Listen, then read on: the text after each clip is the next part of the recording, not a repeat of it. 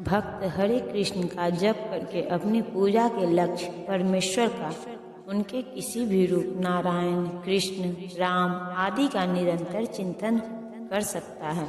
ऐसा करने से वह शुद्ध हो जाता है और निरंतर जप करते रहने से जीवन के अंत में वह भगवत धाम को जाता है। योग अंतःकरण के परमात्मा का ध्यान है। इसी प्रकार हरे कृष्ण के जप द्वारा मनुष्य अपने मन को परमेश्वर में स्थिर करता है। मन चंचल है, अतः आवश्यक है कि मन को बलपूर्वक कृष्ण चिंतन में लगाया जाए। प्रायः उस एक प्रकार के कीट का दृष्टांत दिया जाता है जो तितली बनना चाहता है और इसी जीवन में तितली बन जाता है। इसी प्रकार यदि हम निरंतर कृष्ण का चिंतन करते रहें तो यह निश्चित है कि हम जीवन के अंत में कृष्ण जैसा शरीर प्राप्त कर सकेंगे। मनुष्य को चाहिए कि परम पुरुष का ध्यान सर्वज्ञ, पुरातन, नियंता, लघुतम से भी लघुतर, प्रत्येक का पालन करता, समस्त भौतिक बुद्धि से परे, अचिंत्य तथा नित्य पुरुष के रूप में करे। वे सूर्य की भांति तेजवान हैं और इस भौतिक प्रकृति से परे दिव्य रूप हैं। इस श्लोक में परमेश्वर के चिंतन की विधि का वर्णन हुआ है। सबसे प्रमुख बात यह है कि वे निराकार या शून्य नहीं है। कोई निराकार या शून्य का चिंतन कैसे कर सकता है? यह अत्यंत कठिन है, किंतु कृष्ण के चिंतन की विधि अत्यंत सुगम है और तथ्य रूप में यहाँ वर्णित है। पहली बात तो यह है कि भगवान पुरुष हैं। हम राम तथा कृष्ण को पुरुष रूप में सोचते हैं। चाहे कोई राम का चिंतन करे या कृष्ण का, वे जिस तरह के हैं उसका वर्णन भगवत गीता के इस श्लोक में किया गया है। भगवान कवि है, अर्थात वे भूत, वर्तमान तथा भविष्य के ज्ञाता हैं, अतः वे सब कुछ जानने वाले हैं। वे प्राचीनतम पुरुष हैं क्योंकि वे समस्त वस्तुओं के उद्गम हैं। प्रत्येक वस्तु उन्हीं से उत्पन्न है। वे ब्रह्मांड के परम नियंता भी हैं। वे मनुष्यों के पालक तथा शिक्षक हैं। वे अणु से भी सूक्ष्म हैं। जीवात्मा बाल के अग्रभाग के 10वें 1000वें अंश के बराबर है, किंतु भगवान अचिंत्य रूप से इतने लघु हैं कि वे इस अणु के भी हृदय में प्रविष्ट रहते हैं। इसीलिए वे लघुतम से भी लघुतर कहलाते हैं। परमेश्वर के रूप में वे परमाणु में तथा लघुतम के भी हृदय में प्रवेश कर सकते हैं और परमात्मा पुरुष रूप में उस नियंत्रण करते हैं। इतना लघु होते हुए भी वे सर्वव्यापी हैं और सबों का पालन करने वाले हैं। उनके द्वारा इन लोकों का धारण होता है।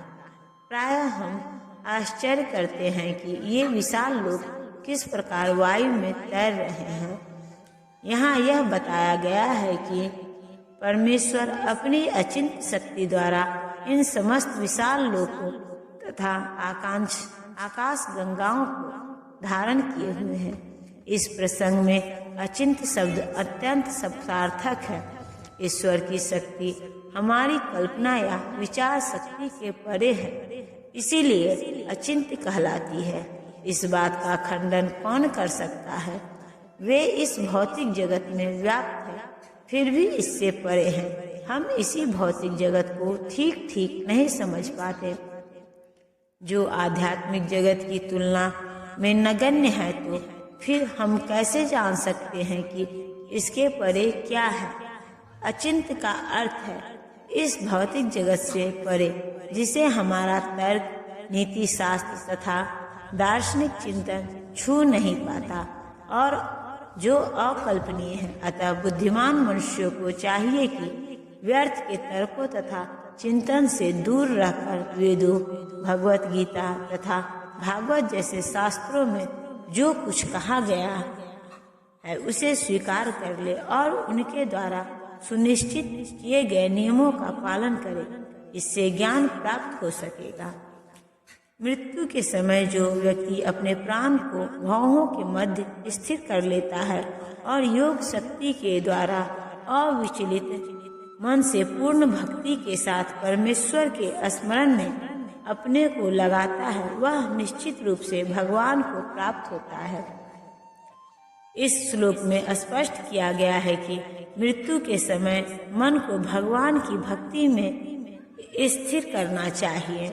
जो लोग योगाभ्यास करते हैं उनके लिए संतुष्टि की गई है कि वे प्राण को भौहों के बीच आज्ञा चक्र में ले आए। यहाँ पर खट चक्र योग के अभ्यास का प्रस्ताव है, जिसमें 6 चक्रों पर ध्यान लगाया जाता है, परंतु निरंतर कृष्ण भावनामृत में लीन रहने के कारण शुद्ध भक्त भगवत कृपा से मृत्यु के समय योगाभ्यास के बिना भगवान का स्मरण कर सकता है। इसकी व्याख्या 14वें श्लोक में की गई है।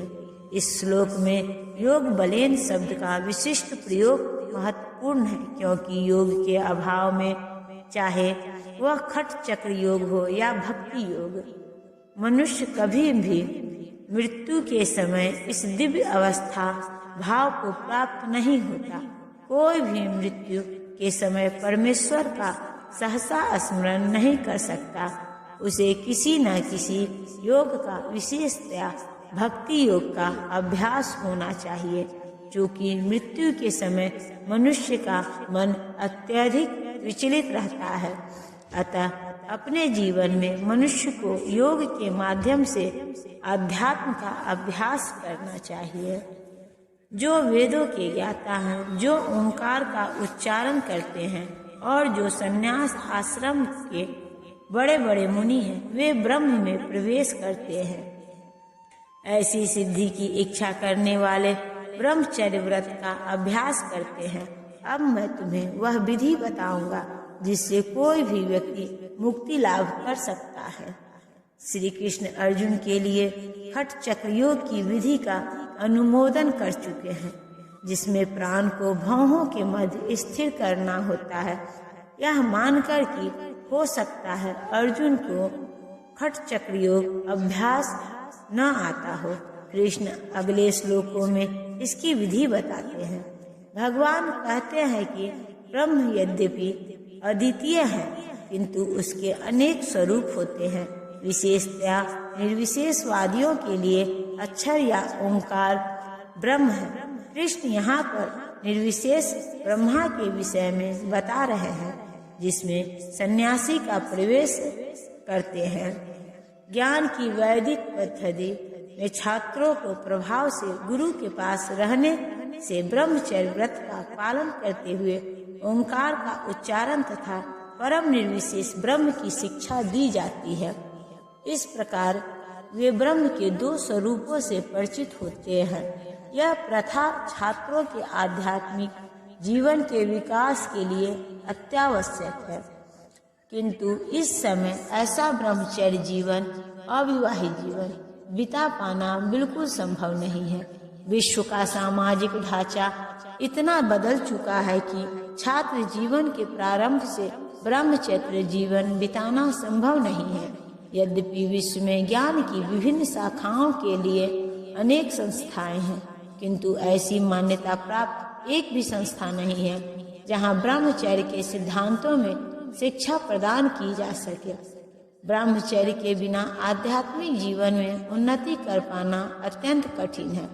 अतः इस कलयुग के लिए शास्त्रों के आदेशानुसार भगवान चैतन्य ने घोषणा की है कि भगवान कृष्ण के पवित्र नाम हरे कृष्ण कृष्ण कृष्ण हरे हरे, हरे राम राम राम हरे हरे के जप के अतिरिक्त परमेश्वर के साक्षात्कार का कोई अन्य उपाय नहीं है।